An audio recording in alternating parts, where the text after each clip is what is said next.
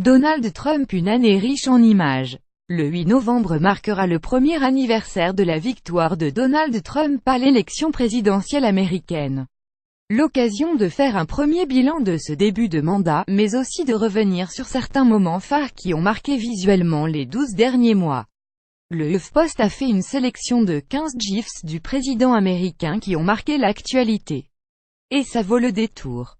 Car derrière ces GIFs surprenants, amusants, effrayants voire grotesques, c'est toute la façon de présider de Trump qui est résumée en quelques images.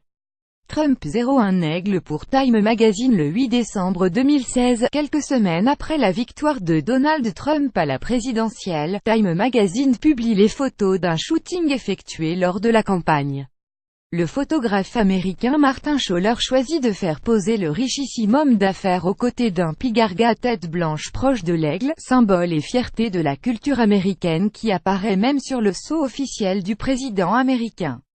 Les coulisses de cette séance photo provoquent alors l'hilarité du web, et un gif est partagé abondamment sur les réseaux sociaux. L'emblème des États-Unis qui s'attaque à Trump, tout un symbole. Une visite inattendue à la Trump Tower le 13 décembre, moins d'un mois après sa victoire, Donald Trump reçoit une visite inattendue à la Trump Tower. Le rappeur Kanye West vient à la rencontre du nouveau président, sans que la raison soit connue des médias. Ce n'est que plusieurs heures après cette entrevue que le mari de Kim Kardashian s'explique brièvement sur Twitter, annonçant j'ai voulu rencontrer Trump aujourd'hui pour discuter des problèmes multiculturels. Il s'agit notamment de problèmes de harcèlement, d'apporter du soutien aux enseignants, de moderniser les programmes, et de lutter contre la violence à Chicago. Pour moi, il est important d'entretenir une relation directe avec notre futur président si nous voulons vraiment faire évoluer les choses. Ambiance tendue dans le couple présidentiel lors de l'investiture de Donald Trump le 23 janvier, Le Monde peut voir une scène étonnante entre le président et Melania Trump.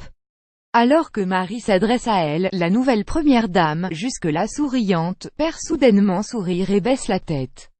Impossible de savoir ce qu'il lui dit, mais cette dernière ne semble vraiment pas enchantée par ses paroles. Cette scène est largement relayée par les médias et les réseaux sociaux. Ces derniers voient d'ailleurs l'apparition d'un nouveau hashtag #FreeMelania. Cette petite scène, qui ne sera pas la dernière dans le genre, laisse penser à des relations tendues dans le couple.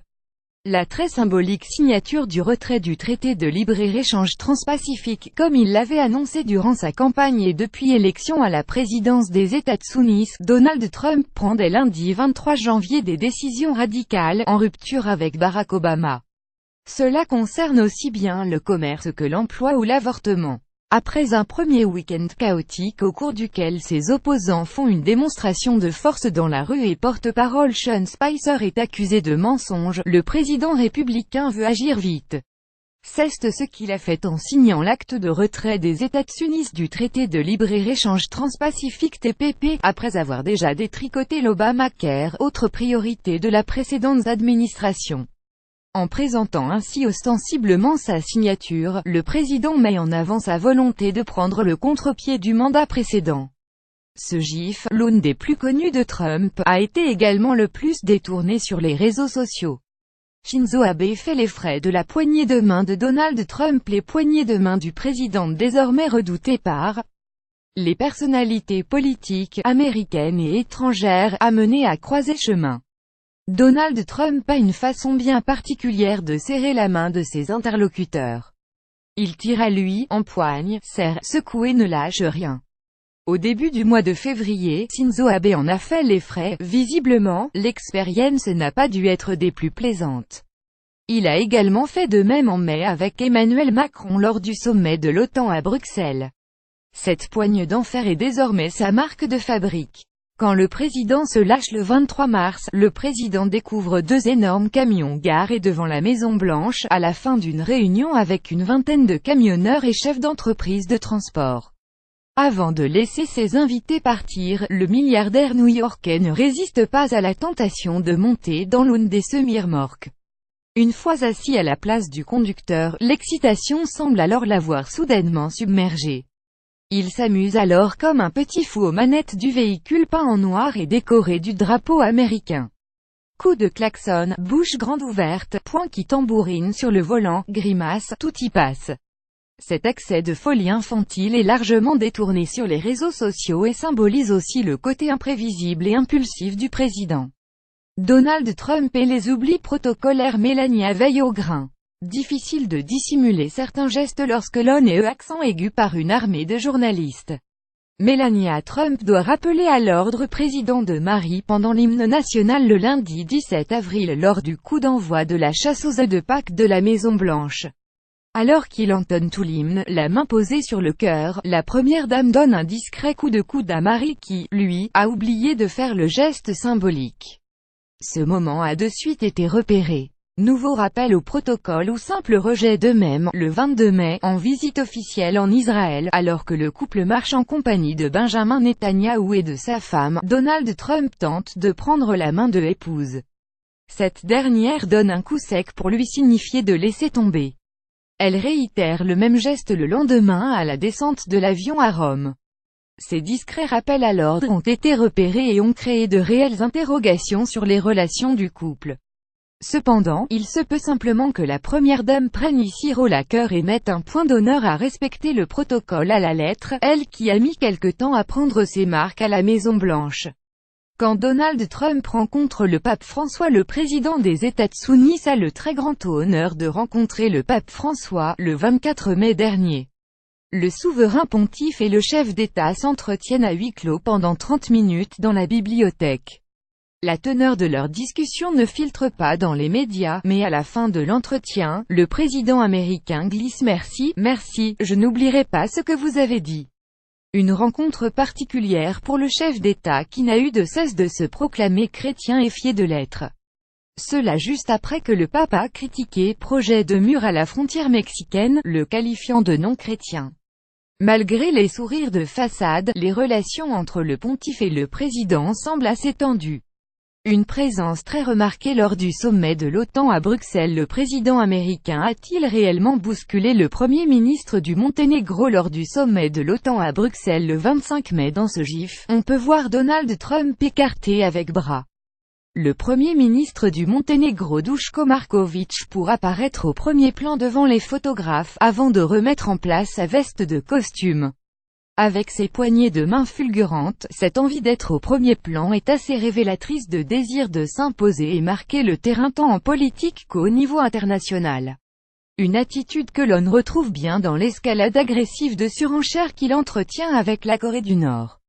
Son grand combat contre les fake news et contre CNN. Donald Trump n'aime décidément pas du tout les critiques et encore moins ceux qui les relayent. C'est l'un de ses grands combats depuis sa victoire aux élections. Le président des États-Unis est d'ailleurs en guerre contre la chaîne CNN, qui l'accuse systématiquement de fake news. Dans sa campagne contre la chaîne, il en remet une couche le 2 juillet sur Twitter. Le locataire de la Maison-Blanche ressort un extrait de combat de catch d'anthologie en 2007 face à l'homme d'affaires et président de la Fédération mondiale de catch Vince McMahon. Sauf que là, la vidéo est un montage diffusé sur Reddit le 28 juin, où le logo CNN a été apposé sur le visage de adversaires. Une violence vis-à-vis des médias, même virtuels, sans précédent. Un vent magistral de la part de la première dame polonaise avant d'atterrir à Hambourg, où doit se tenir le G20, réunissant ainsi les chefs d'État des pays les plus puissants du monde les 7 et 8 juillet. Donald Trump fait escale à Varsovie en Pologne. Il peut, à cette occasion, rencontrer le président polonais Andrzej Duda et épouse, la première dame de Pologne, Agata Kornauer-Duda. Cette dernière lui remet d'ailleurs, a priori sans le vouloir, un vent majestueux. Et au vu de sa tête, il n'a pas dû apprécier. Une belle déconvenue pour celui qui se vantait de attraper les femmes par l'entrejambe et qui traîne une réputation de sexiste derrière lui. Quand il regarde l'éclipse solaire, sans lunettes, ce devait être trop tentant, mais malheureusement pour lui, il était accent aigu. Durant l'éclipse solaire dans le ciel américain lundi 21 août, alors que tous les spécialistes et médias ont averti qu'il ne fallait surtout pas regarder le phénomène sans lunettes de protection, Donald Trump fait le contraire. Le président regarde brièvement le soleil sans lunettes de protection, indispensable pour profiter du spectacle en toute sécurité. Pour donner l'exemple à la nation, c'est raté. Le lancer des suite-out présidentielles à Porto Rico. Donald Trump a fait une sacrée impression à Porto Rico auprès des sinistrés des ouragans, en septembre. Le président y enchaîne les gaffes, mais un moment reste particulièrement dans les mémoires: sa distribution des suite-out aux rescapés, façon lancer de basket. Une attitude qui n'a pas arrangé sa réputation d'homme froid et sans compassion qu'il s'est créée pendant la période de catastrophe naturelle. Lire aussi: d'autres élus républicains rejoignent la fronde anti-Trump. Un homme jette des drapeaux russes devant Trump. Les ex-présidents américains réunis pour les sinistrés des ouragans sans Trump. Pour suivre les dernières actualités en direct sur le HuffPost, cliquez ici. Tous les matins, recevez gratuitement la newsletter du HuffPost. Retrouvez-nous sur notre page Facebook. À voir également sur le HuffPost. Plus États-Unis, Donald Trump PGIF international Maison Blanche envoyé une correction.